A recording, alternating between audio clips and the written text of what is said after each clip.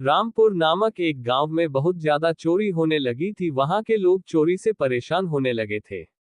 उस गांव में दिन प्रतिदिन बहुत ज्यादा चोरियां होने लगी थी, क्योंकि एक छोटे से गांव में एक बहुत ही खतरनाक चोर जिसका नाम निखिल था, वह रात होते ही गांव में घूम घूम कर सभी के घरों में चोरियां किया करता था। ये सभी देखकर गांव के लोग बहुत ज्यादा परेशान हो गए थे, क्योंकि आए दिन किसी न किसी के घर में चोरी की वारदात को अंजाम दिया करता था वही चोर निखिल।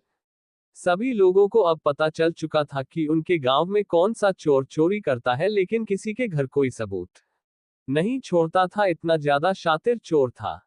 एक दिन निखिल किसी की घर में सुबह के 4 बजे चोरी करने के लिए गया था। और दुर्भाग्य की बात यह थी कि उस घर के सभी मेंबर जागे हुए थे। तभी निखिल को चोरी करते हुए घर के एक मेंबर देख लिया था। घर के सदस्य निखिल को चोरी करता देख चोर चोर चिल्लाने लगा और शोर मचाने लगा था। शोर सुनकर चोर जल्दी जल्दी जैसे तैसे बिना चोरी किए ही उस घर से भाग गया।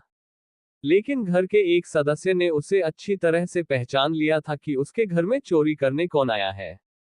सुबह उठकर आदमी नजदीकी थाना में गया और वह चोर मतलब कि निखिल के खिलाफ एफआईआर दर्ज कराई। पुलिस जब निखिल को पकड़ने के लिए आया था, अपने घर से बाहर कर पड़ोस के गांव की तरफ भागने लगे थे। निखिल आगे आगे भाग रहा था और पुलिस पीछे पीछे भाग रहा था उसे पकड़ने के लिए। अचानक ही निखिल के सामने एक आश्रम नजर आया। निखिल तुरंत ही आश्रम में चला गया और वहां रखे एक सालों का वस्त्र पहनकर वहीं बैठ गया यज्ञ करने के लिए। उसके बाद पुलिस आए और निखिल के पास खड़ा होकर पूछता है कि क्या तुमने यहाँ किसी चोर के आते हुए देखा है? तभी निखिल है कि हाँ, मैं तो यहाँ अपने ध्यान में यज्ञ कर रहा था, तभी अचानक मुझे कोई जोर से भागने की आवाज सुनाई दी है। मैंने जैसे अपने ध्यान से हटाया तो पाया कि वहां कोई भी नहीं है, मतलब कि तब तक वह वहां से भाग चुका था। क्योंकि पुलिस निखिल को नहीं पहचानती थी, इसी कारण से वह उस ऋषि की बातों पर मतलब कि निखिल के बातों पर विश्वास कर लिया था। अब निखिल साधु के भेष में दूसरे गांव में चला जाता है और वहीं रहने लगता है। ऐसे ही वह ऋषि के भेष में ही बहुत दिन रहता है और वह ऋषि के भेष में ही लगातार चोरियां करने का प्रयास करता रहता था। क्योंकि चोर तो चोर होता है, चोर की आदत ना तो कभी गई है ना कभी जाने वाली है, वह जहां भी जाएगा चोरी करने के बारे में ही सोचेगा। ऐसे में वह आश्रम में आए लोगों तथा जवानों का शुक्रिया करने के लिए हमेशा से ही अपना ध्यान लगाकर रखता था। लेकिन ऋषि के बीच में उसे चोरियां करने में बहुत ज्यादा कठिनाइयों का सामना करना पड़ रहा था। क्योंकि ऋषि के भेष में जहां भी हो जाता था उसके आसपास बहुत से लोग खड़े हो जाते हैं और पूछने लगते थे कि महाराज जी, आपका क्या काम है, क्या कोई जरूरत है तो मुझे बताएं, मैं आपका कार्य कर दूंगा। इसी कारण से वह साधु के भेष में बहुत ज्यादा तंग आ चुका था, इनकी उसे चोरी करने का मौका ही नहीं मिल रहा था। उस गांव में एक व्यक्ति के पास बहुत सारा सोना चांदी धन दौलत था। वह व्यक्ति चोरी होने के डर से चाहता था कि मेरा धन दौलत ऐसी जगह में छुपा दूंगा कि स्वर्गीय नजर वहां तक नहीं पहुंच पाएगा।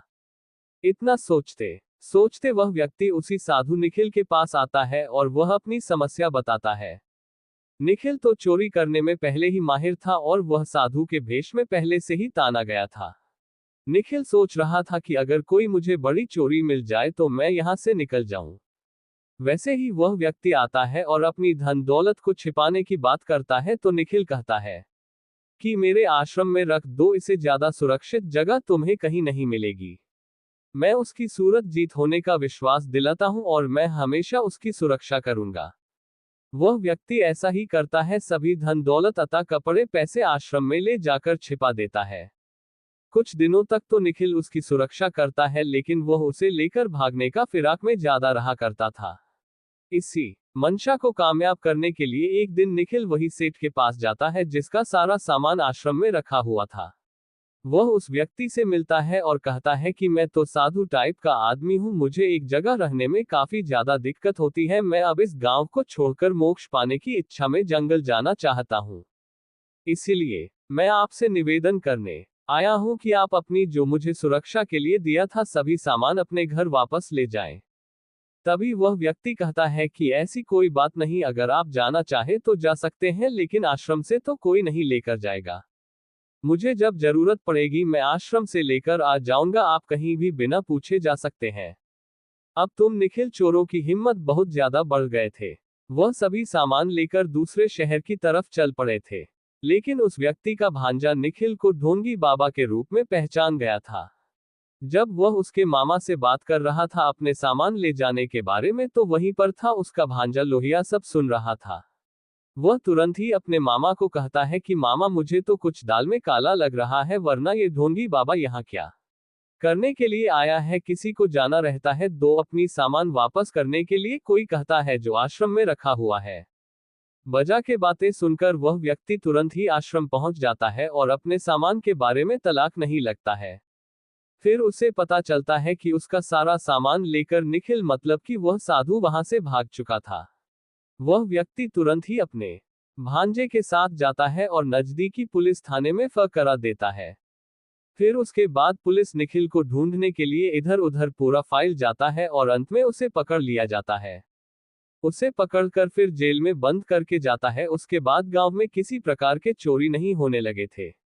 इस बेहतर कार्य करने के लिए वह व्यक्ति ने अपने भांजे के हो धन्यवाद कहा और कहा कि भांजा, तुम्हारा दिमाग तो बहुत ज्यादा चलता है। तुम्हारी वजह से मेरा सारा सामान बच गया, नहीं तो आज मैं पूरी तरह से निर्धन हो जाता।